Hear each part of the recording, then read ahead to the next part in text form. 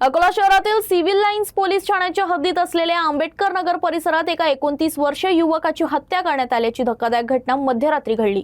युवकावर धारदार शस्त्रानं वार केल्यानंतर दगडानं ठेचून त्याची हत्या करण्यात आल्याची प्राथमिक माहिती आहे। उर्दू हायस्कूल रतनलाल प्लॉट परिसरातील मुख्य प्रवेशद्वारासमोर ही घटना घडली असून घटनेनंतर परिसरात खळबळ उडाली आहे। प्राप्त माहितीनुसार रात्री 12 ते 12:15 वाजताच्या सुमारास जाधव यांच्यावर अज्ञात व्यक्तीनं हल्ला केला। धारदार शस्त्राने वार केल्यानंतर आरोपीने दगडाने ठेचून त्यांची हत्या केल्याचं प्राथमिक माहितीवरून समोर आलं। हल्ल्यानंतर आरोपी घटनास्थळावरून पसार झाले। घटनेची माहिती मिळताच उपविभागीय पोलीस अधिकारी सुदर्शन पाटील तसेच सिव्हिल लाईन पोलीस ठाण्याच्या पोलीस निरीक्षक मालती कायटे यांनी तातडीनं घटनास्थळी धाव घेतली। पोलिसांनी घटनास्थळाचा पंचनामा करून मृतदेह उत्तरीय तपासणीसाठी रुग्णालयात पाठवला। दरम्यान या घटनेनंतर पोलिसांनी हत्येचं नेमकं कारण शोधण्यासाठी तपासाची चक्रे वेगानं फिरवली। अज्ञात आरोपीचा शोध घेण्यासाठी पोलिसांची विविध पथके तयार करण्यात आली असून परिसरातील संभाव्य ठिकाणी तपास सुरू करण्यात आला आहे। घटनास्थळाच्या आसपासचे सीसीटीव्ही फुटेज तसेच इतर तांत्रिक बाबींच्या आधारे आरोपींपर्यंत पोहोचण्याचा प्रयत्न पोलिसांकडून केला जात आहे। या निर्घृण हत्येमुळे परिसरात भीतीचं वातावरण निर्माण झालं असून पोलिसांनी आरोपींना लवकरात लवकर जेरबंद करण्यासाठी तपासाला वेग दिला आहे।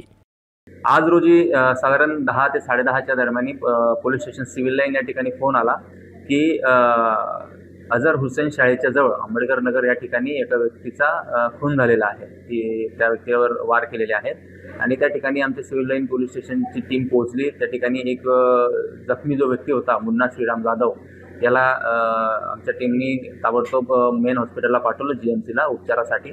त्या दरम्यान उपचार दरम्यान त्या व्यक्तीचा मृत्यू झाला असल्याची आम्हाला तिथून माहिती मिळाली आणि आमच्या सर्व टीम पोलीस स्टेशनची टीम LCBची टीम आरोपींचा शोध घेण्यासाठी त्यांचा पाठलाग केला।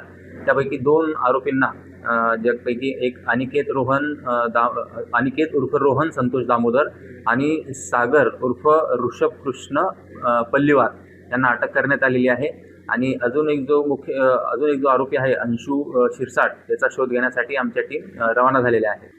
नेमकं कारण अद्याप अजून इंट्रोगेशन सुरू आहे। एक्झॅक्ट कारण आता जो एक अंशू शिरसाट आहे त्याचा रोल काय आहे तो निष्पन्न झाल्यानंतर मुख्य कारण जे काय असेल ते समोर येईल। आल्यानंतर आपल्याला कळवण्यात येईल। आता याच्यामध्ये प्रथमदर्शनी जे आहे की 3 आरोपी होते। आमचं इंट्रोगेशन सुरू आहे, त्याच्यामध्ये 3घांची नावं समोर आलेली होती। त्यापैकी 2घांना अटक करण्यात आली आहे आणि जो एक अंशू म्हणून आहे त्याचा शोध घेण्यासाठी आमच्या टीम रवाना झालेल्या आहेत। तो मिळाल्यानंतर पुढच्या तपासामध्ये बाकी गोष्टी निष्पन्न करू। त्याच्यामध्ये एक चाकू धारदार शस्त्र असं ते सांगतायत।